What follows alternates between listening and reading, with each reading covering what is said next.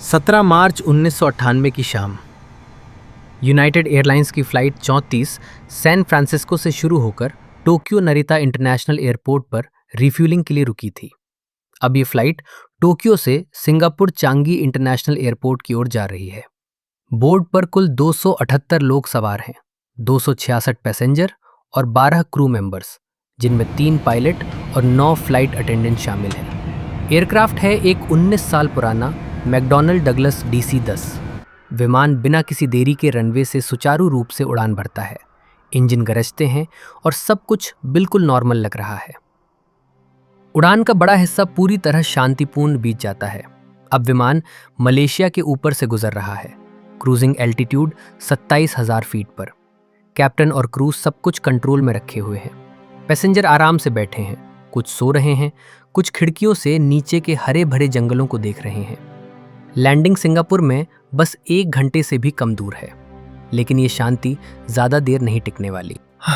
अचानक लैंडिंग से ठीक 1 घंटा पहले मलेशिया के ऊपर 27,000 फीट पर सभी 3 इंजनों में पावर कंप्लीटली लॉस हो जाता है।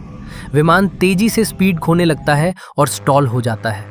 कॉकपिट में अलार्म की तेज़ आवाज़ गूंजती है। रेड वार्निंग लाइट्स ब्लिंक कर रही हैं। पायलट घबरा जाते हैं। कैप्टन योक को जोर से पकड़ता है। को पायलट कंट्रोल्स पर हाथ फेरता है। कैप्टन तुरंत मेडे कॉल करता है। मेडे मेडे, यूनाइटेड फ्लाइट 34, हमने पावर लॉस कर दिया है, स्टॉल में जा रहे हैं। पायलट किसी तरह विमान को थोड़ा रिकवर करते हैं, लेकिन अब थ्रस्ट बहुत कम बचा है और वो भी असमान है।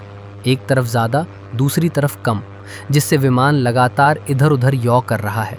एल्टीट्यूड मीटर तेजी से गिर रहा है। सिंगापुर पहुंचना अब नामुमकिन हो चुका है। पायलट जानते हैं कि उन्हें किसी नज़दीकी जगह पर इमरजेंसी लैंडिंग करनी होगी, लेकिन आसपास एयरपोर्ट बहुत कम है और जो हैं उनकी रनवे इतनी छोटी हैं कि DC-10 के लिए नामुमकिन। पायलट नीचे देखते हैं, घना मलेशियाई जंगल, कोई बड़ा एयरपोर्ट नहीं दिखता। छोटे छोटे एयरफील्ड हैं, लेकिन उनकी रनवे सिर्फ 4,000 से 5,000 फीट की हैं। DC-10 को लैंड करने के लिए बहुत छोटी। आखिरकार वे जंगल के बीच एक छोटा सा खाली मैदान देखते हैं। यही उनकी आखिरी उम्मीद है। कैप्टन कहता है, वही लैंड करेंगे। विमान को उस मैदान की ओर मुड़ाया जाता है। एल्टीट्यूड अब बहुत कम रह गई है। पायलट ग्रेविटी ड्रॉप सिस्टम से लैंडिंग गियर नीचे करते हैं। विमान अब बहुत तेज़ी से डिसेंड कर रहा है। पेड़ों के ऊपर से गुजरते हुए विंग्स ट्री टॉप्स को काटते हैं। ब्रांचेस टूट रही हैं, पत्तियाँ उड़ रही हैं। मैदान नज़दीक आ रहा है। लैंडिंग होने वाली है, लेकिन कंट्रोल अभी भी मुश्किल में है। ठीक लैंडिंग से पहले विमान अचानक बाईं ओर यौ करता है। लेफ्ट विंग ज़मीन से टकराती है।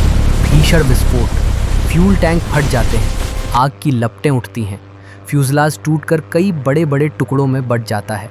गियर ढह जाता है। मलबा मैदान में सैकड़ों मीटर तक सरकता हुआ रुकता है। आग चारों तरफ फैल जाती है। बोर्ड पर सवार 278 लोगों में से 106 की मौत हो जाती है। 172 लोग किसी तरह बच जाते हैं, लेकिन कई गंभीर रूप से घायल। हादसे के तुरंत बाद मलेशिया और सिंगापुर से रेस्क्यू टीमें हेलीकॉप्टर और ग्राउंड रूट से पहुंचती हैं। घायलों को स्ट्रेचर पर उठाया जाता है, मेडिकल हेल्प दी जाती है। ये एक बेहद दुखद हादसा था। यूनाइटेड एयरलाइंस ने तुरंत अपने सभी DC-10 फ्लीट को ग्राउंड कर दिया और 3 साल बाद 2001 तक सभी को रिटायर कर दिया।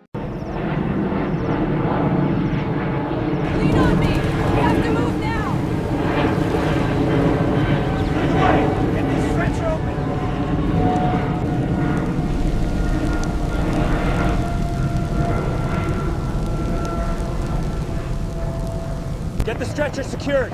We're bringing the basket down. I see it. Clear the area below.